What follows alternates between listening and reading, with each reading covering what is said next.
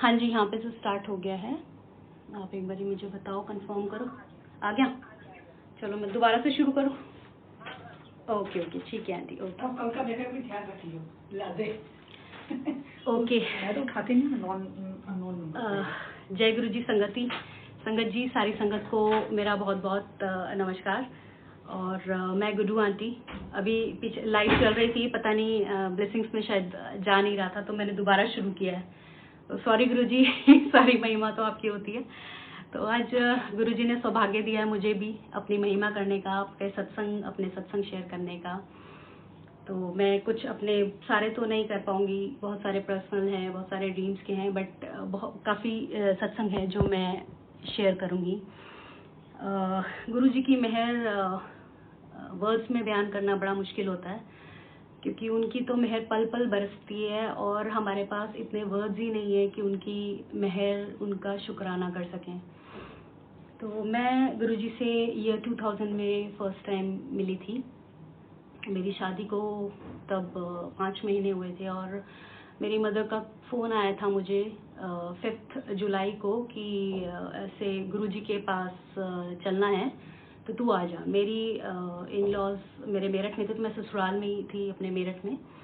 तो मैंने कहा मम्मी, क्या आप कौन से गुरुओं के चक्कर में पड़ गए हो? जैसा हम लोग सब होते ही हैं कि कौन से गुरुओं के चक्कर में पड़ गए हो, मैं किसी गुरुजी को नहीं मानती हूँ और आप ज़बरदस्ती कर रहे हो। मम्मी ने थोड़ा मेरे को जोर दिया कि नहीं नहीं, आ जा, गुरुजी की संत हैं, जो भी हैं गुरुजी हैं, तो ब्लेसिंग्स लेनी चाहिए।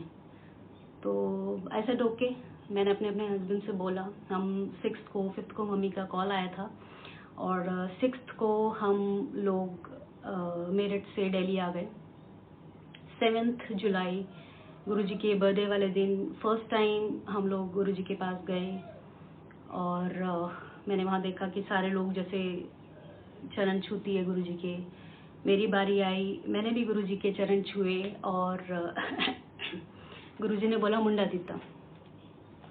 तो मुझे ये बात समझ नहीं आई, क्योंकि मुंडा देता उस वक्त उनकी बात जो होती है वो पत्थर की लकीर होती है, उस वक्त नहीं समझते थे। उस वक्त कुछ बस ऐसा ही लगा जैसे शादी हुई है नई नई और किसी भी बड़े बुजुर्ग गुरु के पैर छूगे तो वो यही बोलेगा कि मुंडा देता, बच्चा हो, या यही आशीर्वाद देगा। तो मैंने भी उसको वही सोच के उतना ही और मेरा खैर हो गया और वहाँ से हम लोग वापस आए। वहाँ अच्छा लगा था, बट जैसे मानते तो थे ही नहीं हम लोग, और सामने बैठे इंसान को भगवान रूप में मानना तो वैसे भी बड़ा मुश्किल होता है। तो वही हमारा हाल था कि मिले थे पर माने नहीं थे। कब से गुरुजी ने जोड़ा है, कितने जन्मों से गुरुजी के साथ जुड़े हैं, ये बातें अब समझ में आती हैं कि कब से जोड़ा वो तो हम नहीं बता सकते।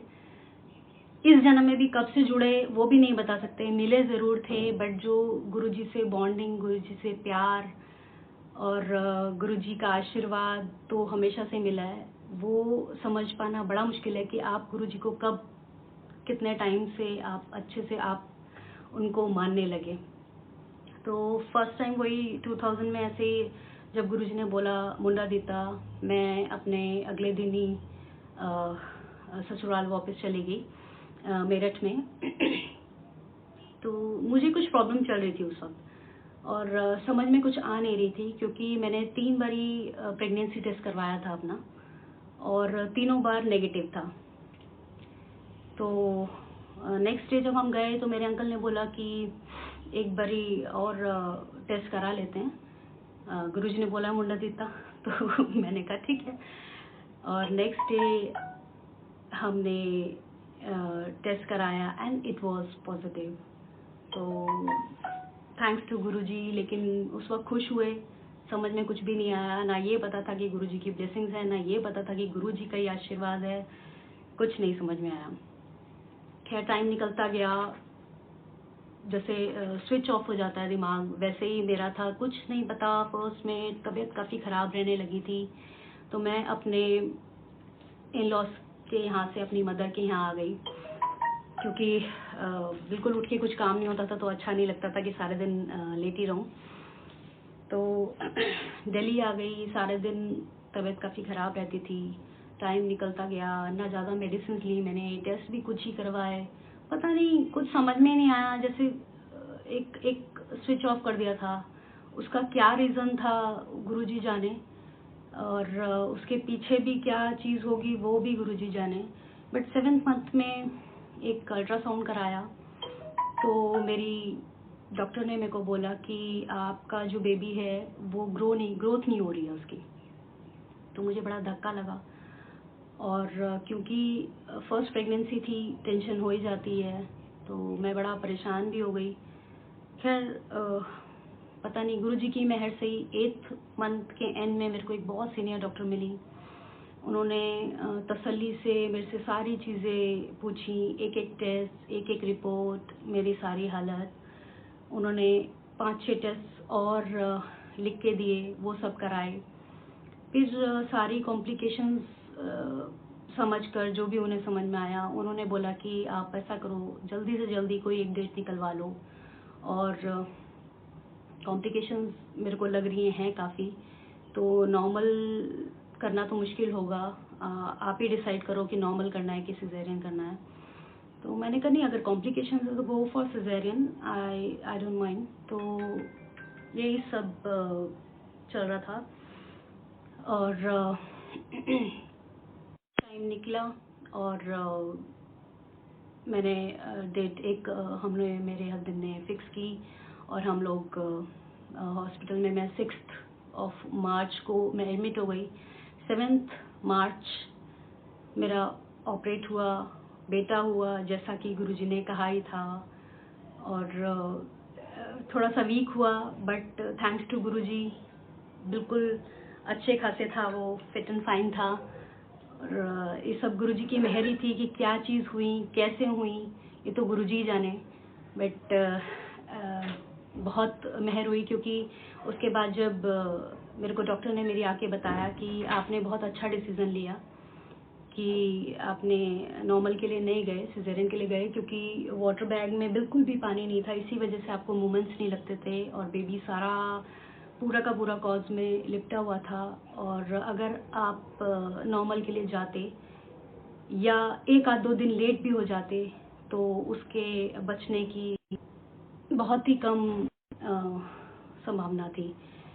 तो इट्स ऑल मेहर ऑफ गुरुजी, एंड शुक्राना गुरुजी, उन्होंने बहुत मेहर की। तब नहीं समझे थे, बट अब 4 साल बाद समझ में आया, क्योंकि 7 जुलाई को गुरुजी ने ब्लेस किया था, और 7 मार्च मेरे बेटे की डेट ऑफ बर्थ थी। और क्या प्रॉब्लम चल रही थी ये भी गुरुजी जाने, क्योंकि कुछ था, और क्या चीज़ मेरे अंदर से उन्होंने कन्वर्ट की, जो मुंडा दिता बोला था, ये भी मेहर सारी गुरुजी ही जाने, वो ही जान सकते हैं। एक सत्संग में और शेयर करती हूँ। 2013 में मेरी तबीयत काफ़ी ख़राब हो गई थी, काफ़ी वेट लॉस हो गया, बहुत वीक हो गई थी, और समझ नहीं आ रहा था। मेरे को ऐसा लगा, मैंने शिफ्ट किया था घर, शायद अकेली हो गई हूँ, बच्चों का थोड़ा ज़्यादा बोझ हो गया है, बच्चे छोटे भी थे, तो शायद उस वजह से मैं काफ़ी मतलब ऐसा हो गया है, शायद वेट लॉस हो रहा है या जो कुछ भी हो रहा है। तो फिर उसी दौरान एक दिन मैंने अपने घर गुरुजी का सत्संग रखा हुआ, एक संगत आई थी, तो एक आंटी आई थी, और उनका भी बहुत गुरुजी से कनेक्शन है। तो उन्होंने मेरे से यही बोला कि आंटी आप काफ़ी वीक लग रहे हो, आप अपना टेस्ट क्यों नहीं कराते। तो मैंने कहा हाँ आंटी, मैं सोच रही हूँ, बट थोड़ा डर लगता है कि कुछ अगर निकला तो बच्चा कैसे होगा, कौन संभालेगा। तो कहती नहीं नहीं, ऐसा क्या होगा, ज़्यादा से ज़्यादा मल्टीविटामिन की कमी होगी, और इससे ज़्यादा कुछ नहीं हो सकता।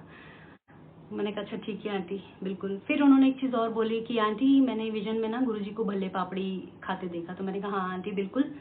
तो उसी सत्संग में भल्ले पापड़ी हम लोग ने गुरुजी को भोग लगाए, खाए। अब इसके पीछे क्या रीज़न था ये तो मुझे क्या नहीं मालूम था, पर ऐसे ही टाइम निकला। उसके बाद मैंने टेस्ट करवाया, और मुझे ट्यूबरकुलोसिस निकला।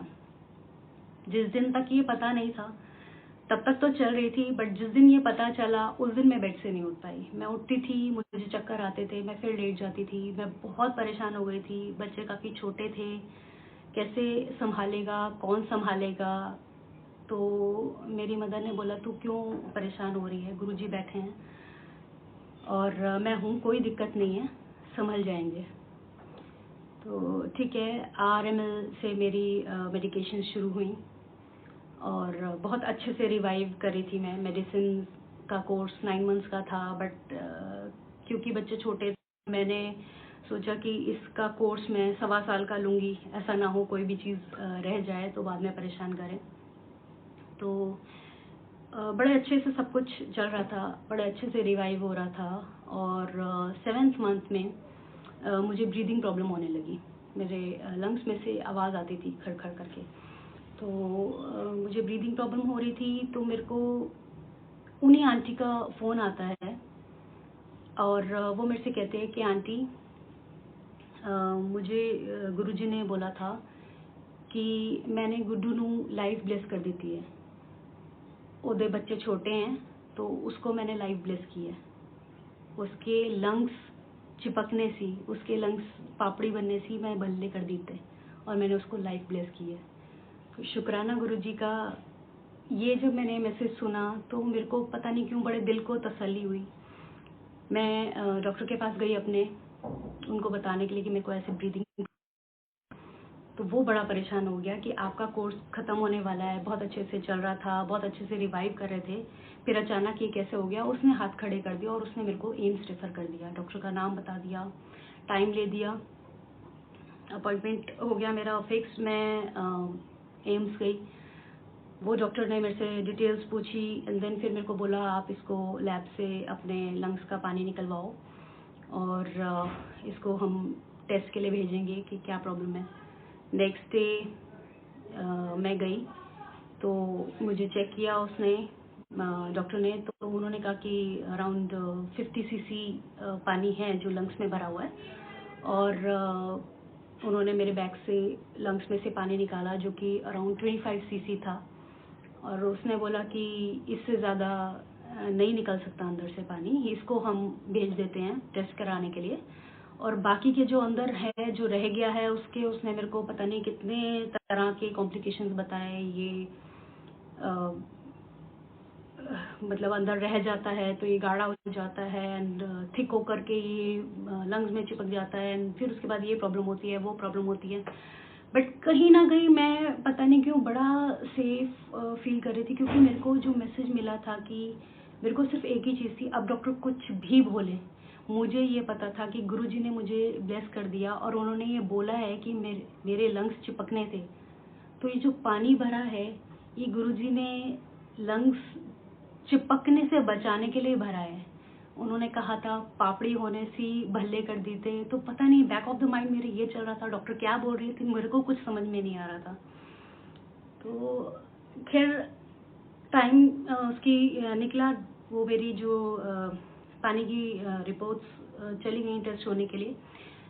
अगले दिन उसकी 3 दिन बाद उसकी रिपोर्ट्स आती हैं तो उसमें सब चीज़ नेगेटिव आती है, बिल्कुल ठीक होती है वो रिपोर्ट्स। और उसके बाद जब वो टेस्ट करते हैं मेरा, तो मेरे लंग्स के अंदर जो जितना भी पानी बचा था वो कहाँ गया, उसका क्या हुआ, ये तो सिर्फ और सिर्फ मालिक जान सकते हैं, गुरुजी जान सकते हैं, मुझे बिल्कुल नहीं मालूम। एंड उसके बाद वो परेशानी मुझे कभी नहीं हुई। मेडिसिन्स पूरी कोर्स मैंने पूरा किया एंड बिल्कुल बहुत अच्छे से रिवाइव होके आई। तो थैंक्स टू गुरुजी, शुक्राना है मालिक आपका, आपकी मेहर, इतनी मेहर है कि हम जितना भी शुक्राना करें वो सब कम है। एक सत्संग में और शेयर करती हूँ कि मैं 2009-10 की बात है, मेरे को ड्रीम आता है कि गुरुजी आए हैं, बैठे हैं और मैं उनकी गोद में सर रख के लेती हूँ और मेरी आंखों से आंसू निकल रहे हैं। तो गुरुजी मेरे सर पे हाथ रखते हैं और कहते हैं जय गुरुजी। तो झटके से मेरी आंख खुलती है और मैं अपने हस्बैंड से बोलती हूँ कि मेरे को गुरुजी की मैं मंदिर जाना है, उन्होंने मेरे को चाय सेवा दी है। तो कहते हैं अच्छा ओके। मैंने कहा ठीक है, मैं फटाफट तैयार हुई, मैं मंदिर भागी। बर्थडे का दिन था उस दिन और गुरुजी के गुरुजी की संगत बहुत है, ये कनेक्ट हो रहा है।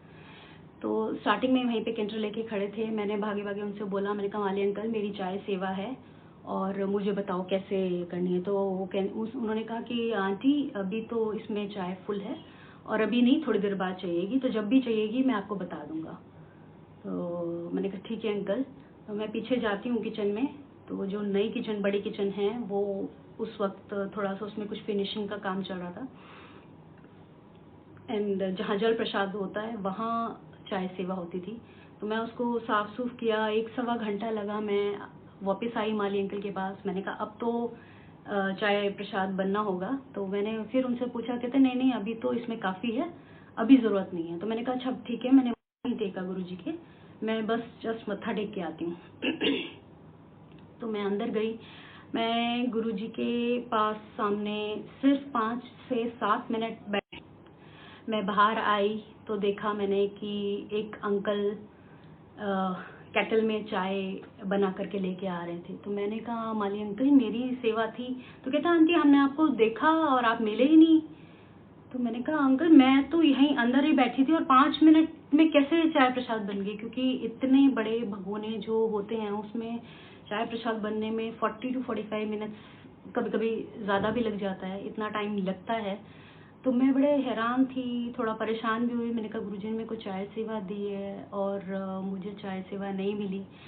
तो मैं परेशान थी, मैं घर आ गई। खैर आ रहा है क्या, मैं थर्सडे में जाती हूँ तो एक आंटी की सेवा हो रही थी, उन्होंने मना कर दिया कि नहीं नहीं आंटी आज मेरी सेवा होती है तो मैं आपको तो नहीं दे पाऊंगी। मैं ऐसे सैटरडे गई, सैटरडे एक अंकल की सेवा होती थी, उन्होंने भी मना कर